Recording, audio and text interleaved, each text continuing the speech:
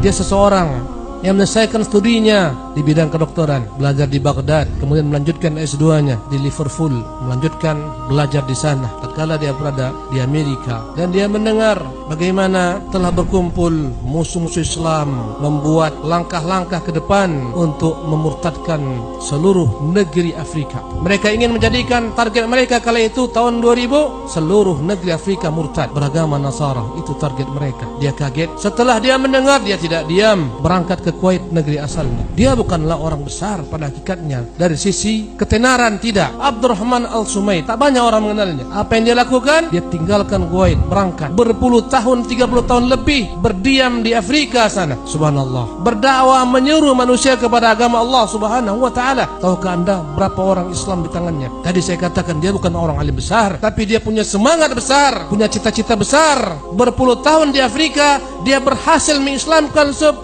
juta manusia. Allahu Akbar. Dia berhasil mendirikan 5.000 masjid di seluruh negeri-negeri Afrika. Subhanallah. Di sebanyak 34 negeri-negeri Afrika, dia berhasil mendirikan 5.000 masjid. Berapa yang kita dirikan dari masjid? Berapa orang masuk Islam di tangan kita? Tanyakan diri kita masing-masing. Berapa banyak proyek-proyek besar yang dia bangun sendiri? Subhanallah. 7.000 sumber-sumber air berhasil dia buat. Sumur-sumur bor yang begitu dahsyat di negeri Afrika yang terkenal dengan kekeringan. Sampai 1.500 meter ke bawah, dia berhasil menguatkan air-air menjadi sumber kehidupan bagi masyarakat Afrika. Dia melihat betapa kemiskinan melanda negeri Afrika. Sementara kebanyakan penguasa-penguasanya adalah kaum Nasara. Dengan program-program dikirim, diutus anak-anak mereka berangkat ke negeri-negeri Eropa sana, pulang membawa gelar doktor, profesor. Mereka yang menjabat sebagai menteri, mereka menjabat sebagai kepala negara, mereka menjadi orang-orang penting di negeri-negeri sana. Allahu Akbar. Kaum muslimin masakin, fuqara, apa yang dilakukan jemaah sekalian?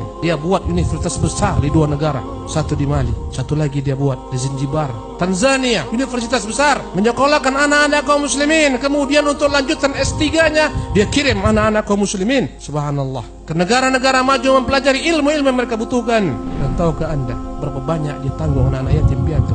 13.000 anak-anak yatim piatu yang dia tanggung, dia sekolahkan sampai gelar doktoral dan pulang ke negeri mereka menjadi orang-orang besar. Bahkan di antara mereka pernah berkata, dan dia asalnya adalah anak yatim piatu yang didanai oleh Syekh Abdurrahman Al-Sumaid ketika menjabat sebagai menteri. Saya ini adalah didikan Abdurrahman bin Sumaid. Dia sekolahkan saya dari kecil sampai saya memperoleh gelar doktoral, sampai saya duduk di tempat ini. Ketika dia kuliah di Kanada, istrinya menceritakan dalam beberapa tahun, 4 tahun di Kanada, istrinya hanya punya 4 pakaian saja. Harta mereka jadikan untuk jalan menuju surga Allah Subhanahu wa taala. Karena dia berkhidmat untuk Islam dan kaum muslimin, setiap tahunnya ada hadiah diberikan oleh kerajaan Saudi atas nama Malikul Faisal terhadap orang-orang yang berjasa bagi Islam. Beliau mendapat 1 juta rial. Allahu Akbar. Bilangan tidak kecil. Tahukah Anda berapa yang diambil? Sepeser pun tidak diambil untuk dirinya. Semuanya diinfakkan di jalan Allah Subhanahu wa taala. Dia menceritakan bagaimana dia berdakwah di negeri Afrika. Subhanallah. Tatkala dia dijemput oleh seorang ingin bertemu dengan dia dan ternyata terlambat, mereka mengatakan mereka terhalang dalam perjalanan, banyak halangan di tangan. Kata dia,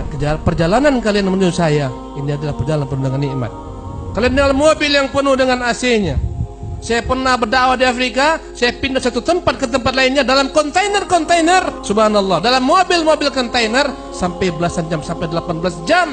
Pada tahun 2013 beliau meninggal, rahimahullah tabaraka taala rahmatan wasi'atan. Orang ini adalah orang yang tak begitu dikenal oleh manusia, tapi orang-orang Afrika mengatakan dialah raja di Afrika sana. Fuqara, masakin, mereka mengenal dia. Dan dia bukanlah orang berilmu syar'i sebagaimana saya sebutkan tadi, tapi dia mampu melakukan banyak hal dalam dakwah. Ini contoh daripada contoh-contoh orang besar yang mampu berdakwah dengan apa yang dia miliki.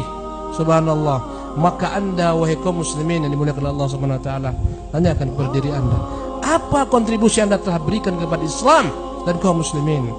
Berapa masjid yang Anda bangun? Berapa orang yang Anda Islamkan? Berapa orang yang Anda giring mendapat petunjuk Allah Subhanahu wa taala? Tanyakan kepada diri masing-masing. Orang besar adalah orang senantiasa bercita-cita besar. Orang besar adalah orang yang terlahir bukan untuk dirinya semata, tapi dia terlahir untuk orang banyak. Itu ciri-ciri orang besar. Nabi kita yang mulia SAW mengatakan khairan nas anfa'uhum linnas. Orang yang terbaik adalah orang paling banyak manfaatnya untuk manusia. Tahukah Anda apa perkataan Syekh Abdul Rahman Al-Subaid? Anak saya ada berapa orang? Yang paling bakhil di antara anak saya, yang paling kikir di antara anak saya, kami menganggapnya kikir, adalah yang berkorban dengan setengah hartanya. Yang paling kikir menurut hitungan mereka di antara anak-anaknya adalah berinfak dengan setengah hartanya. Jemaah yang dimuliakan oleh Allah Subhanahu wa taala, apa yang telah Anda buat untuk Islam? Apa yang telah Anda persembahkan untuk kaum muslimin, untuk anak-anak kaum muslimin? Mari bersama-sama kita pikirkan. Hendaklah kita sejak saat ini berpikir selalu,